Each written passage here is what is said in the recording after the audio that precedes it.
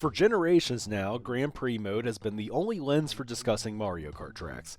Even in time trials, if one were to ask, where do you find Rainbow Road? You'd tell them it's in the Special Cup, of course. But is that all about to change? Well, the traditional cups have appeared, yet a new challenger is lurking in the distance. That challenger is, of course, the brand new knockout mode, where the cups themselves, named rallies, act as a singular lengthy race across multiple tracks and locations in the new world of Mario Kart. The idea is quite fun as it grants new paths away from the ones in the standard Grand Prix mode, while also building upon the idea that this world is actually alive and real. But what also keeps it exciting is the elimination element, where at the end of every section, the bottom 4 players get knocked out. At first glance, I feel this mode has a ton of potential, and could actually be a viable solution toward the sandbagging problem that at times plagued Mario Kart 8 Deluxe. But with that potential, it carries alongside it a risky chance of disrupting the flow of everything in Mario Kart Race is supposed to be. Now that might just sound like an overreaction or unnecessary panic, and honestly it's possible, but my main concern here comes down to how intense they are able to make each section. Because if lap 1 just feels like a warm-up round for the best players, I think the mode will be underwhelming, and even feel like a waste of time to everyone. But if they are successfully able to make each section feel like its own race with high stakes, I think it could be great. But I am not sure they'll be able to pull it off when 20 entire players pass through the first section. Now, many Mario Kart 8 players have commented that it looks like the mode has little substance and that the track design is, well, lacking. And I kind of agree, but I think this hesitancy runs deeper in ways that are not super simple to explain, especially since this is the first time we've ever had to think about Mario Kart in this context. So to get you all into the mind frame, we need to get a little nerdy and dive into the game theory component of it all. So let's discuss the building blocks of a Mario Kart race, what it takes to succeed, the timing element of it all, its advantage state, how to use that advantage to win, and ultimately why this has such a big impact on knockout mode's potential. But before we get into all the nuts and bolts, I want to give you a quick thanks for helping me reach 6,000 subscribers and for engaging in the comments. There's been so many that I'm still working on catching up on all of them. Of course, we're just getting started here with all the Mario Kart World content, so if you're interested in the game and want more unique takes and thoughtful analysis on every aspect of it all, you're in the right place. Make sure to hit the sub button if you haven't already, and if you're interested in chatting with me and our community about this stuff or even other things, the Rook's Domain Discord is always in the description. But with that said, let's finally dive in. So in a game of Mario Kart, what is your goal? Well, to win. And how is that achieved? Getting first, as much as possible. Simple stuff, really. So, what's the best way to get first? Well, it's a racing game, so be fast, front run. Don't let anyone catch up. But the thing is, it's also Mario Kart. A blue shell is likely on the way at some point. Maybe the guy in second place gets a bunch of red shells. What then? Well, one option is to just get good and simply drive even faster.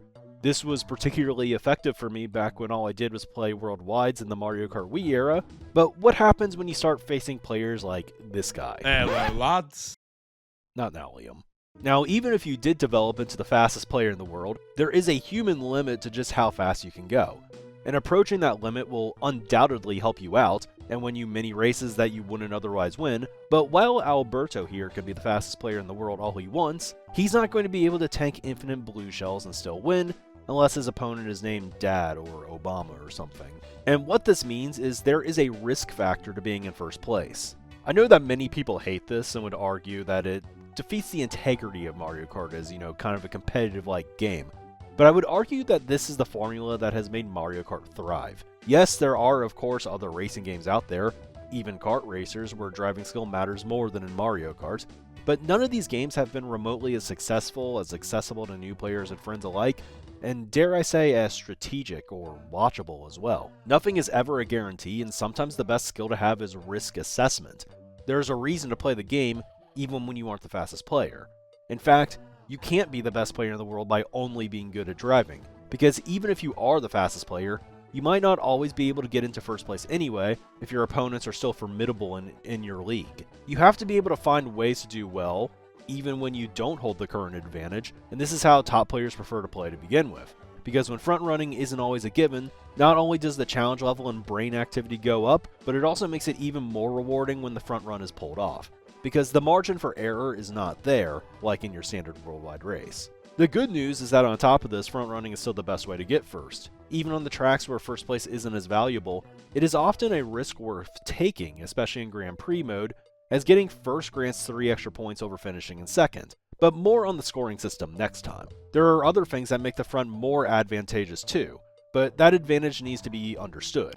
So let me give you all some quick, genuine tips that will actually make you a better player that makes better use of your advantage state when you have it. First, as long as they're capable of driving with you without slowing you down, don't be aggressive with the people holding mushrooms or super horns up front with you. These guys have the tools to dodge a blue shell, and if you were to land a hit on them and a blue shell comes for you after, it only hurts both of you and helps the players who are stuck bagging. In most races, there will only be a single blue shell, so having the ability to dodge it grants a massive advantage to the front. Likewise, don't always throw your red shells either. Sometimes it is good to get competition away from you and create some space for yourself, but if you hit someone with a red shell and get red shelled for it, this is a negative interaction for both of you, who will now help the potentially 22 players behind you. Also worth considering, if you are the one with a mushroom, taking a shortcut into first might not always be good for you. I understand doing so if it creates some space from a potentially dangerous player in third place, but holding the mushroom might be able to put you in a situation where first place drops out for you, you dodge the race's blue shell, and then go on to win. So all of these things can help you more, but how exactly does this relate to Knockout Tour? Well, it's the final facet of it all, and the very thing that allows front running to be a legitimate advantage, and something that matters in a game where randomness has a heavy influence. That, of course, is track design, and specifically, timing. The longer a track is, the more item boxes there's typically going to be, and with more items comes more red shells, blue shells, and lightning bolts. I said earlier that there is usually one blue shell in Mario Kart 8 Deluxe, but if all the tracks were, say, 4 laps, that would change a lot about each track and the risk factor associated with front running to begin with. Now, track length is not the only factor in this all. Take Wii Rainbow Road, the longest track in Deluxe. Perhaps there's more blue shells thrown on average here, but this track also features no off-road and a bunch of boost panels everywhere. Less mushroom-required shortcuts makes driving in first place more powerful, and all the boost panels nerf the impact of items like golden mushrooms while also giving first place more places to instantly accelerate after a hit. This allows the track to favor the front more than a different track of the same length. But with how powerful the lightning bolt is in Mario Kart 8 Deluxe, every track has a limit in a sense. For instance, Cheeseland has a ton of off-road shortcuts, namely at the end of the track, and powerful bullet bill extension strategies too. Its limit is much smaller based on its design, and the track likely would have had to be only 2 laps for front running to be considered a worthwhile risk at the beginning. So when you place a bunch of the best karters in the world into a race on Cheeseland, immediately they're going to start doing a bunch of risk calculations and all come to the conclusion that front running's not worth the risk. If they do it, they see a blue shell in their future, and a bunch of players passing them up with stars and bullet bills after it hits. So instead, they're going to slowly start the race, get their coins, try to get some good items to hold on to. The race will initially creep forward at a snail's pace. But here's the thing, there's also a risk factor to being in the back too, because if you stay in the back for too long, you'll be getting a bad placement. There will come a time where all these players decide to make their move toward first again. Somebody will take first place when they see it as a worthwhile risk. This might mean that they go for it in the middle of lap 2, and it might mean that they do it with triple mushrooms and a star. Essentially, this track displays to us that the game can be broken down into a single calculation of when a blue shell or lightning bolt can be countered or withstood. It is about understanding where you can gain a meaningful advantage that will lead to better spots at the end of the day. I would argue that one of Deluxe's greatest flaws is that a few too many tracks played out like Cheeseland. Yes, I would call Mario Kart 8 Deluxe a strategic game, but at its core, it is a driving game still, and I think both myself and Nintendo would agree that the spirit of the game lies in trying to get to the front at all costs. And it's good to want the game to incentivize that and to leave bagging as strictly a catch-up tool and not something that is ever really a viable main strategy. And perhaps the Knockout Tour was their answer.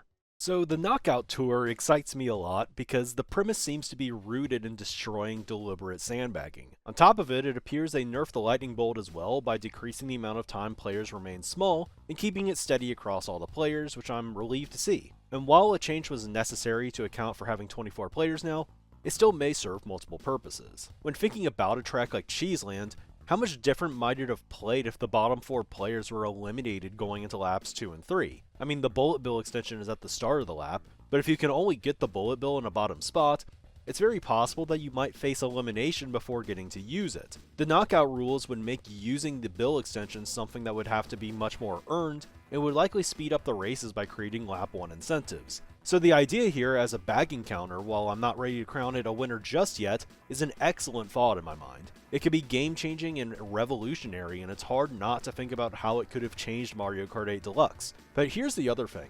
I'm thinking about it in the context of Grand Prix mode still, when it is actually its own thing. And to be honest, I am a little bit concerned. Now, a lot of people have expressed a similar level of concern about the mode and have not been able to put their finger on why it doesn't feel like an absolute slam dunk yet. Many have said that perhaps the reason simply comes down to the layouts, because these aren't designed to be tracks, they're designed to be, well, road trips. And often to get from one track to the next, it's just a straight shot there.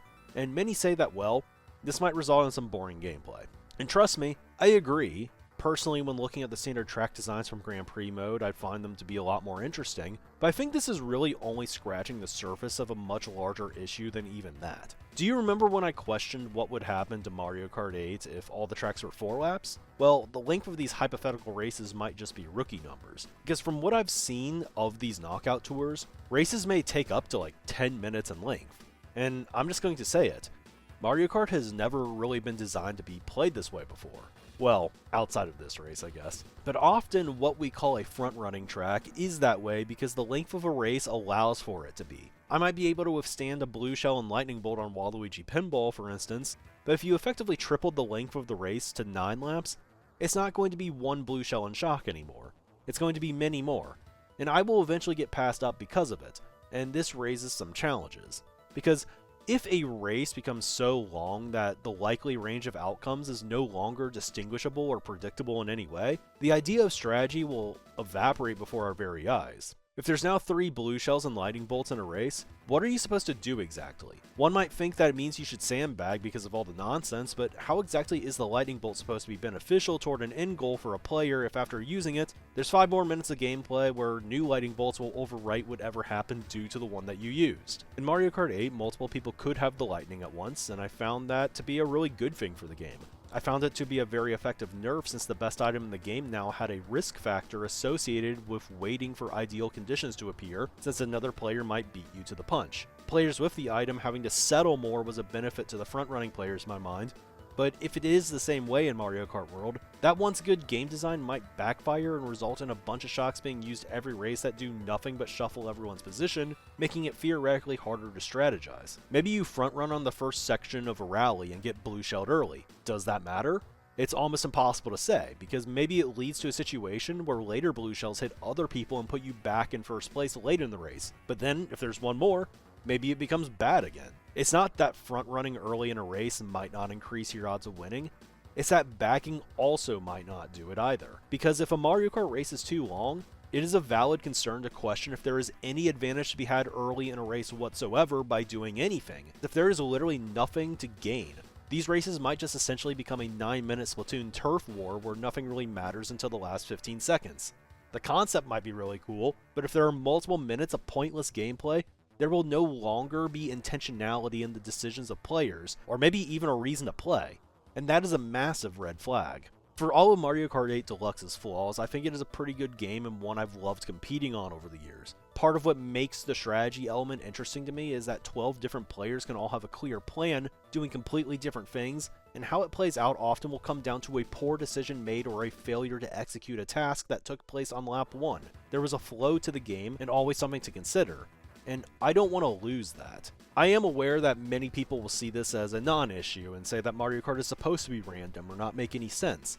But respectfully, the beauty of the game in my mind is the fact that it has always been able to give that illusion to the people who want to unwind and have some simple brain-off fun, while also allowing those who want to crank the intensity up to do so. It would be a bad thing to take either of those elements away and turn the game into something that isn't Mario Kart anymore, because Mario Party already exists, for the record. But here's the other side of it all. I don't think that the mode is cooked necessarily. I think it still might turn out to be good, but it is going to come down to how well they balance the knockout feature of it all. Maybe the nerf of the lightning will help. Maybe the task of staying out of the bottom 4 every single lap will be enough. But whether or not it passes these challenges will come down to one question. Will there always be a way to gain an advantage, regardless of what point in the race you're in? Before the announcement of this game, I always found it to be an interesting question if they could, design a track that's so beneficial to frontrunners that it could withstand an infinite race with all the blue shells and shocks that would come with it. Furthermore, could it be done in a way that's still fun? Well, maybe knockout mode does have the answers. So I'm going to let that conclude today's discussion. Shout out to you if you made it to the end of this video, because I understand that this was a heavier discussion when it comes to the game design of Mario Kart and multiplayer games to begin with. It's certainly easy to take how it all works for granted, and I feel that many people don't always have the words to break it all down for that reason. I certainly hope that Knockout Mode's going to be a big hit, and its ideas truly could be a game changer. But I understand the cause for caution, and wanted to elaborate on why this angst might be felt among some players to begin with. How we end up scoring our results in Knockout will be interesting too, because there are multiple ways to go about it. In the online community, placements matter quite a bit, but is first place the only thing that really matters in Knockout? Because if first is the only thing that matters, it might have some interesting effects on player strategies. Do we want to come up with our own system? I would argue that there needs to be some value in getting 13th over getting 15th, just in general. But, new question, does the game disagree with me now? Well, we'll tackle that question in the next video. I hope to see you back here then, but of course, thanks for being here today. Till next time.